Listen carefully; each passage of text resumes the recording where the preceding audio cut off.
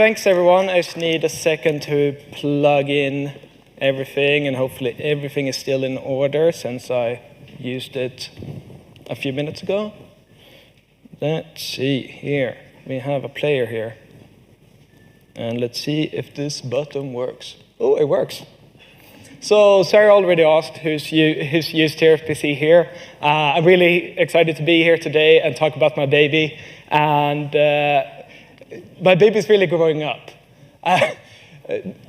Like now, we have over 23,000 stars on GitHub and close to 200,000 weekly downloads. It's really amazing to see.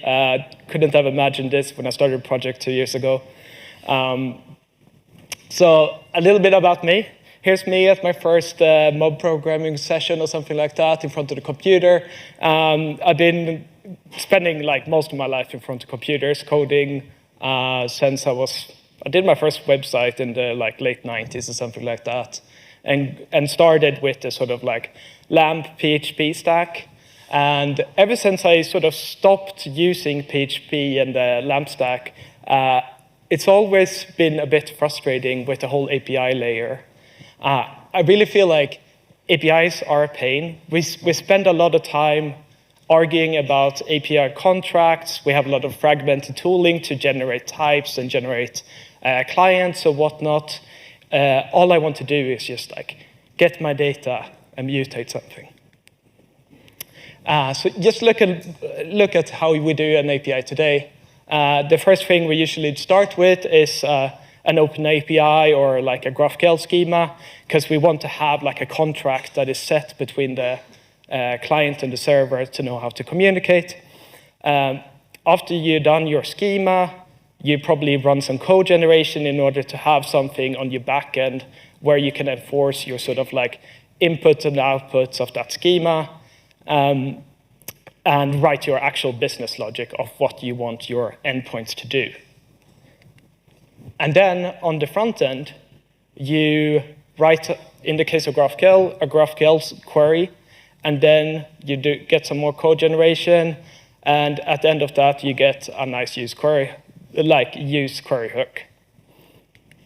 But what if APIs was as easy as calling a function?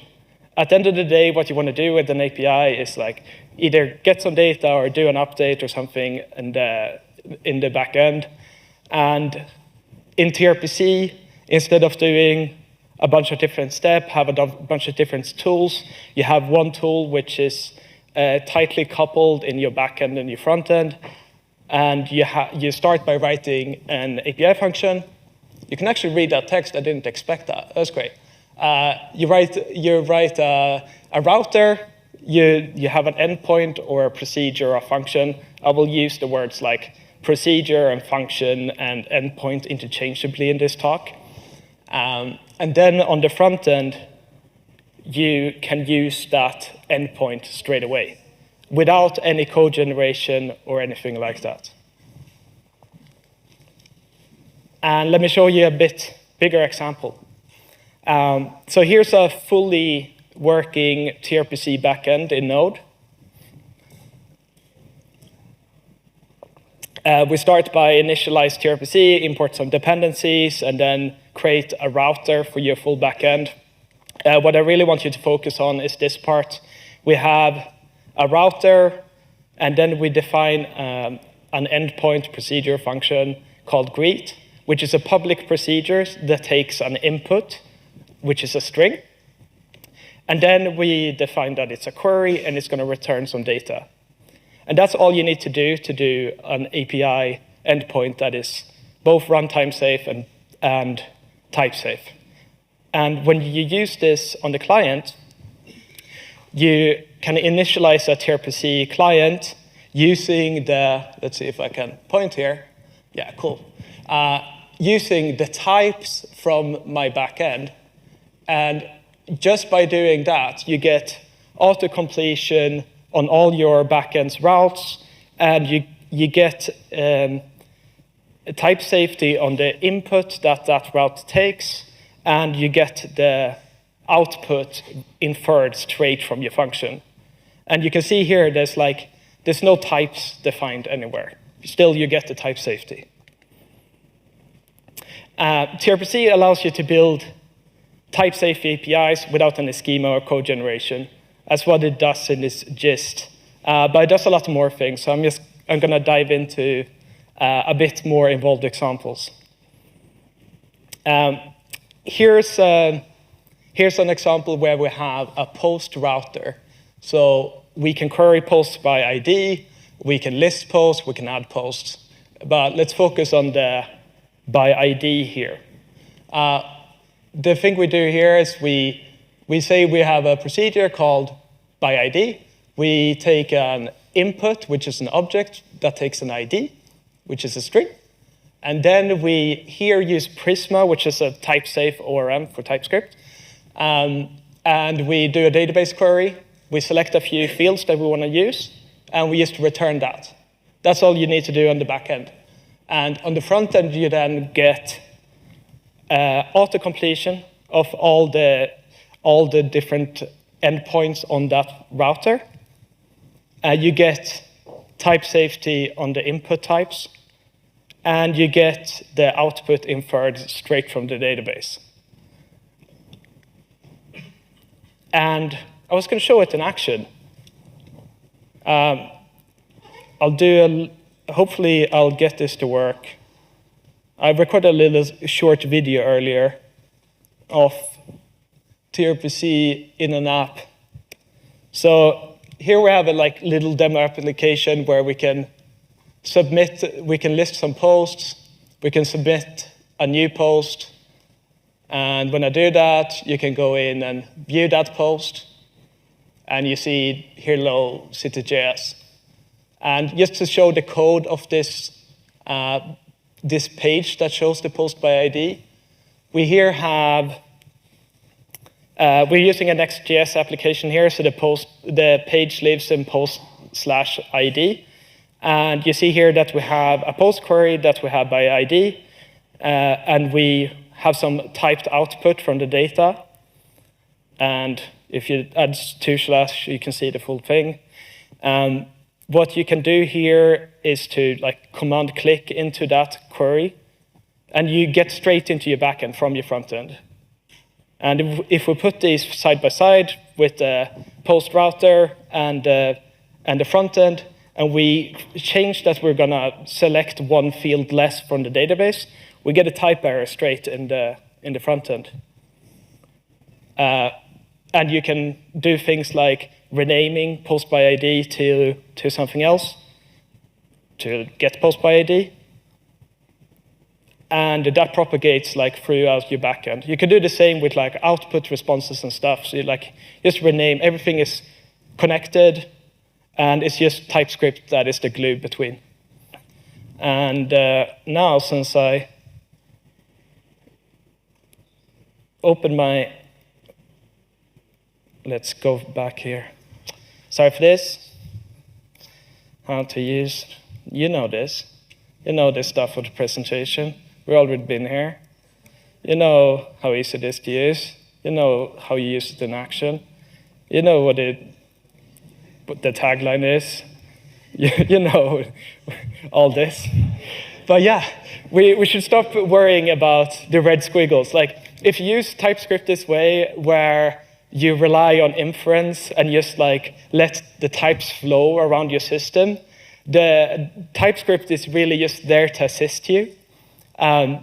Whenever you get a red squiggly line, it shouldn't be something you should be scared of, but it's just TypeScript being your friend and trying to help you do less fuck-ups.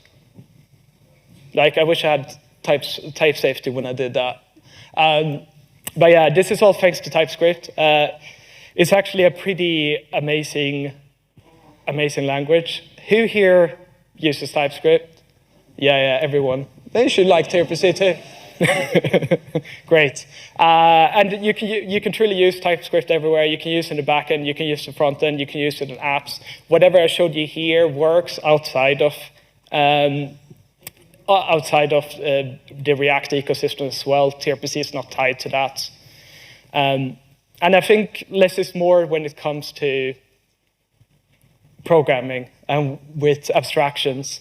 With tRPC, there's no code generation, extra build steps. It's just TypeScript that ties everything together. It's not tied to React. The core of tRPC is agnostic and has no dependencies, so you can use it in Vue and Svelte and probably Angular and stuff like that too. But we have some built-in adapters for Next.js and React, and there's some open source ones for the rest of the frameworks. And I think that if we use the same tools on the front end and the back end, we can have a lot better collaboration between us. As I already showed you, you can use tRPC for full stack web development, but what I showed you there also works in React Native the exactly the same way. So you can ship React Native apps really, really quickly when you don't have to do all of the complexity about generating your backend types for your React Native client. And there's quite a big flexible backend framework around tRPC too. Similar to you have in an Apollo server, you have a request context, you have middlewares like you have in Express, but they're even better. I'm going to show you in a bit. You can do base procedures, and the same way I showed you, you have type-safe outputs on queries and mutations. You can also have that on errors that you can configure on an app level. So here's an example of a middleware. I showed earlier when I had a public procedure.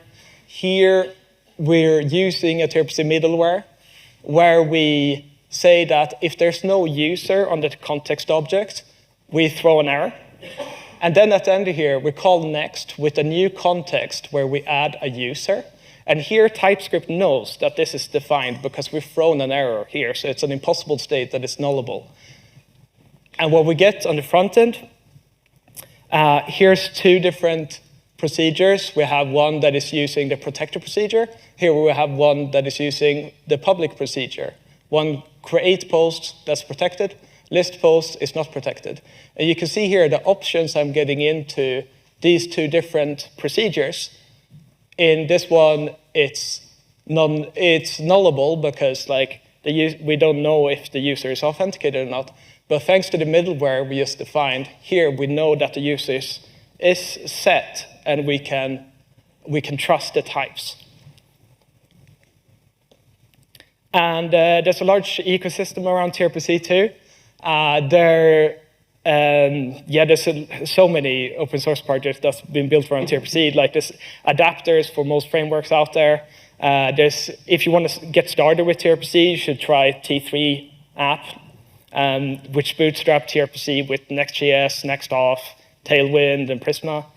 And if you want to do Chrome plugins, tRPC Chrome is cool. If you want to do an open API compliant tRPC API, you can do that as well.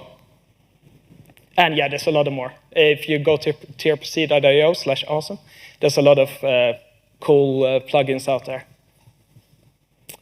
Just also want to take a minute to thank some of these people that are instrumental with the development of tRPC.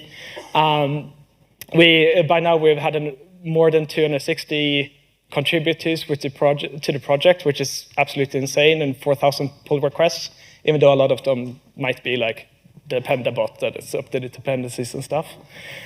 And there's some well-known companies that use tRPC in production, so it's not just cutting-edge startups that are using it. Some really established brands are using it as well. And yeah, I just want to encourage you to give tRPC a go. In the docs, trpc.io, there's an example project. You can just click the animated GIF on the top and play around with it with the stack blitz that is linked. And yeah, I hope I sparked your curiosity to try it. Thank you a lot. If anyone has any questions, I'm happy to answer them.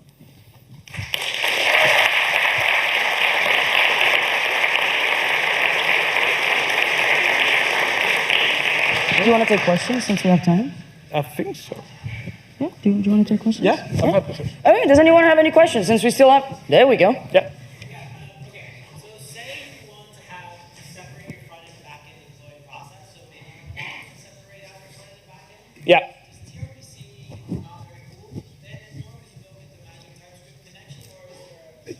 I mean, you can still deploy your backend and frontend independently. They don't have to be in the same project. You could have an API that is deployed on, like, let's say you want to use like edge functions for your like stream, like your frontend or whatever, and have a stateful like service for your backend. You can still deploy it like that. You have to be a bit careful with like when you break your API, because syncing the API schema can be a problem. Like if you change the name of something, you might break existing clients if it's not exactly synced.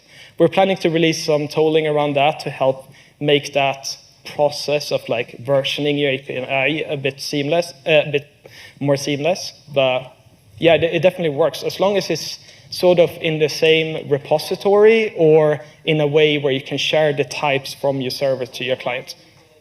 Yeah, with the monorepo setup, it works great.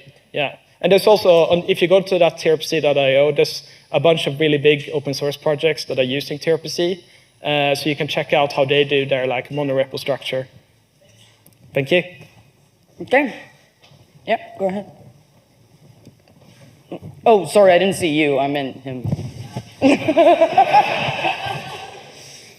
So, like, it's obviously providing JavaScript based. Is there a way to do like the progressive enhancement we were discussing this morning using this standard HTML format, or is it all you have to code your JavaScript? It's a good question. We're right now working on form data support on the back end. So like right now with the transport layer is JSON. We support both WebSockets and HTTP. We actually have subscriptions. I forgot to mention that in the talk. So you can do real-time stuff. But right now it's like JSON communication. But we have a PR with a working version with form data. It's just that if anyone works with multi-port form data, like it's quite awful to work with. So I'm trying to find a good balance of like too many like good abstraction on it. But yeah. Okay, cool. We'll take one more question, and because I completely ignored you. Oh, you don't have a question? Is it more of a comment? Kidding. No, sorry, I thought you raised your hand. Okay, we have time for one more question. Does anyone? Yeah, Nico. Are there any hard node dependencies, or can I run this in Cloudflare Workers? You can run it in Cloudflare Workers, yeah. Oh, cool. Oh, actually didn't know so that. it works on Bandino, like Cloudflare Workers. We have a fetch adapter for like edge runtimes, so that's built into the like core libraries. So if you use this with like auth.js, auth.dev or something, you can just run auth and tRPC backends on like Cloudflare Workers. Yeah, I mean, I've seen a bunch of people using tRPC and Cloudflare. So yeah, oh yeah, that's really cool. I actually didn't know that. Yeah. Okay, cool. That's all. Thank you so much, Alex. you. Thank you for taking the questions.